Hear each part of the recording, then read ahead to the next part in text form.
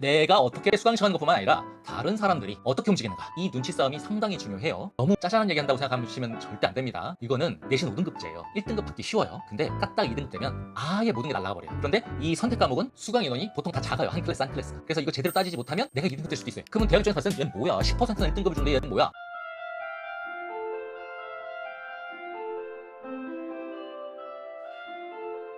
수강청 시기와 절차, 이거는 사실은 간단하게 봤었죠. 앞에 계열 선택에서. 여기서 조금 구체화하자면 수강청 시기는 다 알겠지만 학교마다 다른 원칙이 항상 있어요. 근데 어쨌든 학교 측이 반복하고 철저하게 계속 안내를 합니다. 언제까지 해야 된다, 어떤 방법으로 해야 된다. 그래서 수험생이 놓쳐서 수강청을 안 하고 지나가는 경우는 없습니다. 다 하게 돼요.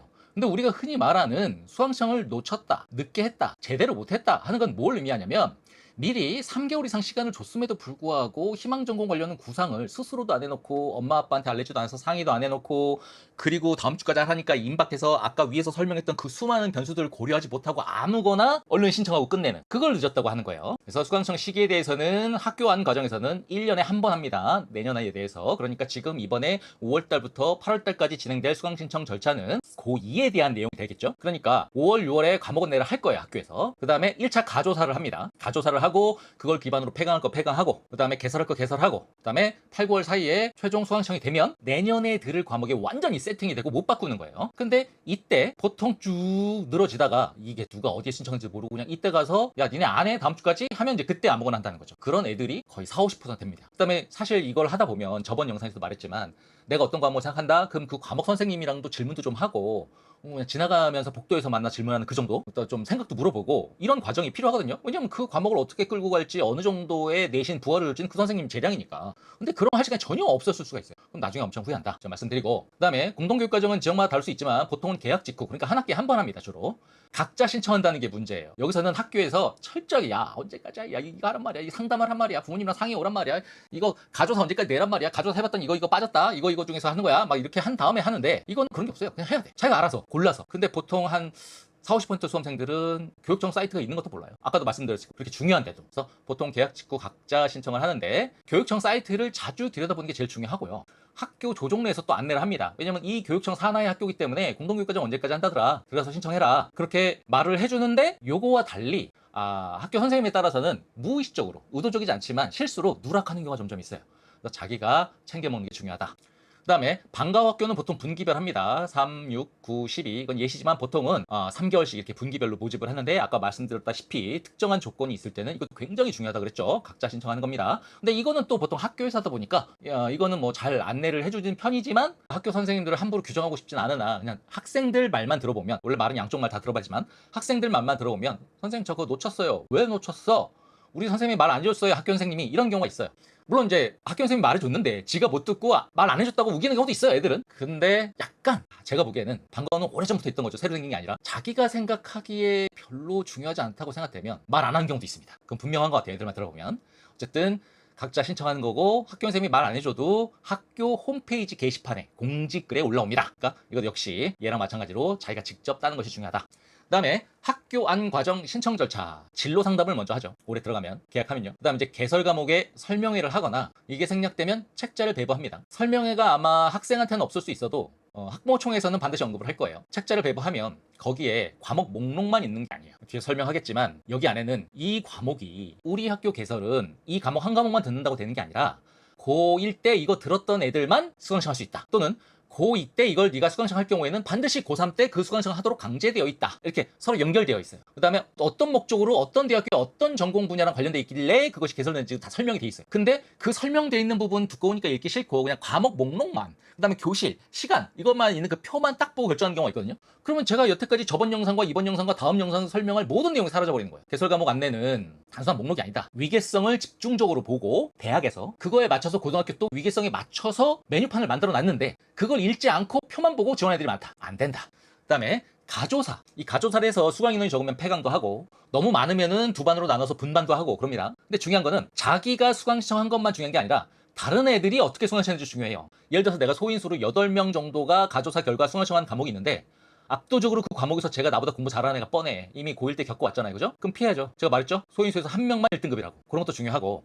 그 다음에 쟤들이 저기로 많이 몰렸네? 나랑 비슷한 진학 전공 계열을 희망하는 애들이 저기 많이 몰렸네? 그럼 내가 뭘 잘못 알고 있지 않나? 하고 그쪽 한번 떠들어 볼 수 있어야 돼요. 또 세 번째는 어떤 게 있냐면 애들이 너무 없어. 근데 나한테는 이 과목이 직결돼 있어. 예를 들면은 남들 다 가는 흔한 과만 가는 게 아니라 자기 희망 진로가 독특한 경우가 있죠. 그러면 5명 이상만 되면 되니까 친구들을 꼬셔서 비슷한 분야에 관심 있는 애들 꼬셔서 그 반을 요거 보고 폐강될 게 확실한 거를 친구 모아서 가면 학교에서 다시 열어줍니다. 물론 최종이 아니라 이건 가조사 기간이기 때문에 이게 가능한 거예요. 내가 어떻게 수강 신청하는 것뿐만 아니라 다른 사람들이 어떻게 움직이는가, 이 눈치 싸움이 상당히 중요해요. 너무 짜잘한 얘기 한다고 생각하시면 절대 안 됩니다. 이거는 내신 5등급제예요 1등급 받기 쉬워요. 근데 깍딱 2등급 되면 아예 모든 게 날아가 버려요. 그런데 이 선택 과목은 수강 인원이 보통 다 작아요. 한 클래스 한 클래스가. 그래서 이거 제대로 따지지 못하면 내가 2등급 될 수도 있어요. 그 과목에서만큼. 그러면 대학 입장에서 봤을 때 얘는 뭐야, 10%는 1등급을 주는데 얘는 뭐야, 일 수도 있는 거고. 또 내가 그 전공 분야를 원하는데 그것이 개설된 이 과목들 중에서 우리 학교에서 뭐가 더 적합한지에 대해서 내가 잘못 알고 있는 건 아닌가, 타인을 통해서 한번 잣대 내볼 수도 있는 거. 이거 부모님 해주실 수 없고 수험생이 직접 해야 되는데, 이거 하는 애들 저는 10%? 15%? 이 정도밖에 못 봤습니다. 귀찮은가 봐요. 근데 중요합니다. 2028학년도 이후로는 다들 알다시피 고교학점제에다가 내신 5등급제에다가 통합수능 체계이기 때문에 너무너무 중요합니다. 꼭 강조드리고, 그 다음에 이거는 말씀드렸고요. 공동교육과정 신청 절차는 학교 안 과정과 별도로 이루어지는데 수험생이 직접 합니다. 근데 순식간에 마감돼요, 대부분. 왜냐면 공동교육과정 아무거나 개설하는 거 아니거든요. 학교 내에 개설하기 힘들 때, 너무 대학 갈 때 중요하고 교수들이 좋아하는데 한 학교 내에서는 너무 소인수라서 좀 비효율일 때, 그럼 거점 학교 중심으로 여러 학교를 모으면은 인원이 충분히 되잖아요. 그래서 실력 있는 현직 교사나 아니면 외부 강사를 초빙을 해서 운영을 하는 거죠. 순식간에 마감이 돼요. 탐내한다는 거예요. 그래서 경쟁이 치열하다. 수험생이 직접 언제부터? 공동교육과정 신청 절차가 시작되는 그 시점 하루나 이틀 전부터 계속 모니터링을 해야 된다. 자기가 바쁘면 엄마 아빠한테도 부탁을 해야 된다. 놓치지 마. 물론 무조건 들어가는 게 아니라 자기 전공과 관련되는 과목, 어떤 특정 전공 관련되는 과목은 대부분 인기가 있어요. 그 다음에 학교에다가 말해봤자 소용없어요. 교육청 플랫폼에서 수강신청 받으니까. 그 다음에 선착순을 하는 경우가 거의 80% 이상이고, 한 15% 정도는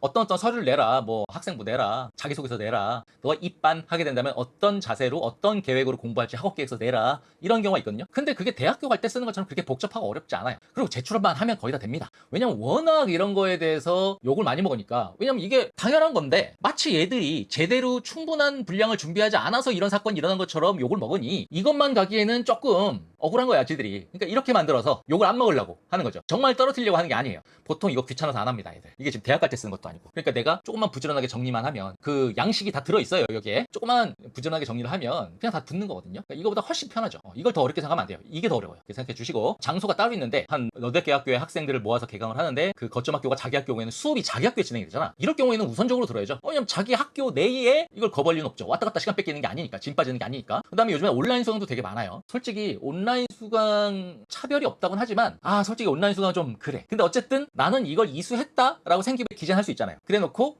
성적이 좀 잘 나오든 못 나오든 너무 나랑 직결되는 선택 과목인데 온라인밖에 개설이 안 돼 있어, 우리 교육청은. 그러면 어쩔 수 없이 듣는 거긴 하지만 다른 학교 가서 듣는 것보다 100배는 나아요. 이동거리가 없기 때문에. 이동거리가 생각보다 공부 시간이나 체력을 많이 갉아먹는 걸 제가 계속 강조하고 있죠. 공동교육과정 우선순위는 뭐다? 본인 학교가 운 좋게 거점 학교일 경우, 그 다음에 온라인 수강일 경우, 이렇게 된다. 그 다음에 방과 후 학교 신청 절차, 개별 학교에서 신청 받아요. 자기 학교에 신청 받는데 자율성이 굉장히 넓게 인정돼서 학교 마음대로 거의 할 수 있다고 보면 됩니다. 그 다음에 요즘에 앱으로도 할 수 있고, 가정통신문이나 온라인 시스템으로 하는데, 가정통신문 주고 거기에 이제 신청서가 포함되어 있어서 엄마 아빠 사인 받아오면 선착순으로 신청되는 경우가 있는데, 방과 후를 선착순 때문에 못 되는 경우는 거의 없어요. 방과 후는 보통 선착순 때문이 아니라 내가 학교에서 방과 후 신청 받는 마감 기간을 놓쳐서 못하는 경우가 있어요. 그래서 아까 말했듯이 학교 홈페이지 모니터링하고, 친구들이 이거 수강 신청을 한다 그러면 좀 귀 기울여 듣고, 이런 정도의 관심은 필요하겠죠. 그 다음에 교사 주관에 의해서 안대를 잘 안 해주는 경우가 있다, 아까 말씀드렸죠. 근데 여기에는 무조건 올려야 된다. 이거 올리지 않고 방과 후 개설하면 나중에 학교가 작살나요, 교육청에서. 그러니까 이건 무조건 올라와요. 걱정 안 하셔도 되고, 수강 신청의 위계성 구조를 드러나게 만들어 놓으면 외부 사교육을 통해 문제풀이를 반복하는 것보다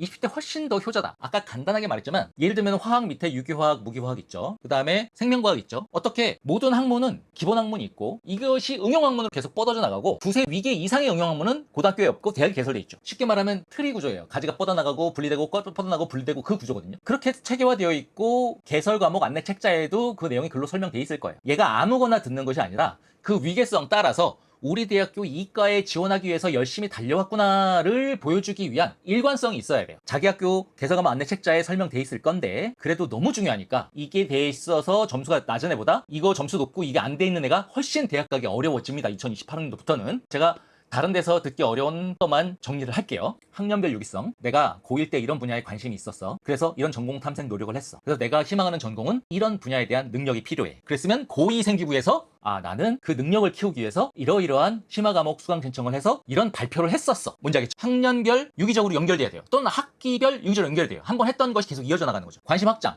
고1 때 이거다 이런 관심이 생겼어. 그러면 그 관심에 대해서 노력하기 위해서 고2 때 그 관심 분야에 대해서 알기 위해서 또 이런 자기주도 학습을 했어. 이런 게 따라 나오는 거죠. 또 그런 확장된 관심을 가졌어. 그러면 그때 알기만 하는 것이 아니라 관련된 학회나 스터디 그룹을 조직했어. 이런 것까지 가면은 교수들이 너무 좋아하는 거죠. 그게 왜 그러냐면은 대학 공부가 그렇잖아요. 대학교 1학년, 2학년, 3학년, 4학년 때 결정 나는 것이 아니라 4학년까지 쭉 하나로 이어지잖아요. 그 중에 하나라도 중간에 휴학 갔다 오거나 연애하다 휴학 갔다 오거나 군대 갔다 와서 제때 복학 안 하거나 하면 똑똑 끊기게 되면은 제대로 된 실력을 갖추고 아웃풋이 안 나오니까 교수들이 되게 좀 안타까워하는 부분이죠. 또 이거랑 비슷하게 오히려 내가 전공이 바뀌었다. 선생님 어떡하죠? 고1 때는 완전히 제가 경영으로 써놨다가 저 고2 때 심리학을 바꿨거든요. 어떡하죠? 치명적일 수도 있지만 오히려 이걸 이용해서 득이 될 수도 있어요. 경영하다가 이런 전공 탐색 활동을 하다가 이런 소비자 심리에 관심을 갖게 되고 경영은 나 혼자 하는 것이 아니라 그 소비자층의 심리적 수요 효과를 따져보고 계산하고 관련 정책을 만드는 과정이 필요하구나. 그래서 심리학에 관심을 갖게 됐다. 그래서 전공이 변한 거다. 그게 스토리 라인으로 딱 뻗어나오면 오히려 점수가 더 좋아요. 왜냐면 전공이 바뀌는 건 흠이 아니에요. 어린 나이에는 당연히 계속 하고 싶은 게 바뀌니까.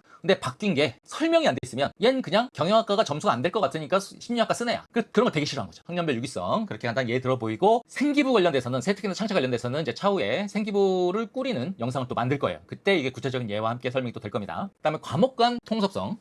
일단 과목 간의 기초, 적용, 응용, 융합 이렇게 좋은 말들이 있죠. 예를 들어서 영어 시간에 영작 발표를 하는데 그냥 영어 교과서에 나온 어떤 문단이 있잖아요. 같은 작품에 교과서에 안 나왔지만 다른 앞부분이나 뒷부분 뭐 이런 거 영작하고 많은 경우가 많아요. 베끼기 편하니까. 근데 자기가 영어 시간에 영작 발표를 하는데 일론 머스크의 테슬라 자동차에 대한 인력 관리와 물류 관리, 그다음 생산비 저감을 위해서 했던 경영 정책들 이런 걸 주제로 영작 발표를 한 거예요. 그걸 가지고 경영학과에 학종을 쓰게 되면 대박이 날 수밖에 없는 것이, 지금 내가 예를 든 것뿐만 아니라 요 과목의 문제를 해결하기 위해서 딴 과목의 접근법이나 배경 지식을 활용하거나, 무슨 말인지 아시겠죠? A 과목을 해결하기 위해서 B, C 과목을 합쳐서 대안을 제시하거나, 아까도 잠깐 예를 들었다시피 한국사를 그냥 외우기만 하는 것이 아니라 쌀과 수수, 특산물에 따라서 농민과 소작층이 더 많이 발달한 것은 벼를 지배하는 곳, 농민과 소작층이 덜 형성되고 자영농이 많아지는 것은 아마 수수처럼 대규모 토지가 아니라 작은 짜투리 토지를 그때그때 거주하는 사람들이 개간하고 활용하고 하는 것은 모두 지역과 기후와 작물의 특성에서 오는 것이다 라는 내용을 한국사에서 설명을 하면 그걸 교수는 이걸로 인정을 해서 고득점을 줘요. 이거는 이과는 더 좋아요. 사실상 지구과학은 물리랑 화학을 가지고 지구과학을 설명하는 거거든요. 생명과학도 마찬가지예요. 화학이랑 완전히 직결돼 있죠. 그러니까 요거는 너무너무 중요한 거고 요거는 알고 있는 애들이 꽤 돼요. 이거는 놓치면 안 되기 때문에 자기가 수강 신청할 때부터 요 과목 같이 들어서 연결해야지 를 계획하고 들어가는 거예요. 전형간 공유성 당연하지. 내가 요 하나의 과목을 수강을 들으면은 이게 세특이 이렇게 빠지니까 학종에도 좋을 것 같아. 게다가 요 과목은 심하니까 수능 대비할 때도 다른 사교육 가는 것보다 학교 내에서 수강해서 고득점 할 수 있으니까 좋을 것 같아. 요건 당연히 따지겠죠. 즉 수능 범위와 무관하게 심화, 투과목 이런 것들 이수 여부를 확인하는 정성평가 경향이 있는 건 맞아요. 수능과 상관없는 과목을 안 들을래라는 것은 고3 때는 자기가 뭐 방과후 수업 관련돼서 그럴 수는 있어요. 하지만 아직 고2로서 자기가 어느 정도 높은 대학교에 갈지 알 수 없잖아요. 그죠? 그럼 이 상황에서는 내가 이게 필요할 수도 있거든.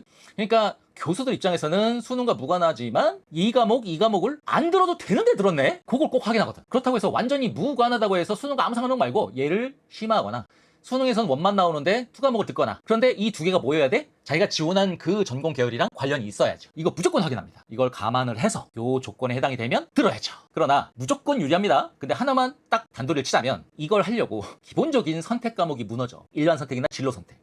이거를 하느라고 기본 과목에 대한 기본적인 자습 시간 확보를 못해. 그건 안 되는 거죠. 얘들은 이걸 잘하려고 하는 거지, 이거 빼고 이거 해서는 얘들도 이해 못하고 실력으로 쌓이지도 않고 점수도 안 나와. 요거 꼭 명심하시고. 자, 그러면 다음 영상에서는 내신 관리 방법을 보도록 하겠습니다.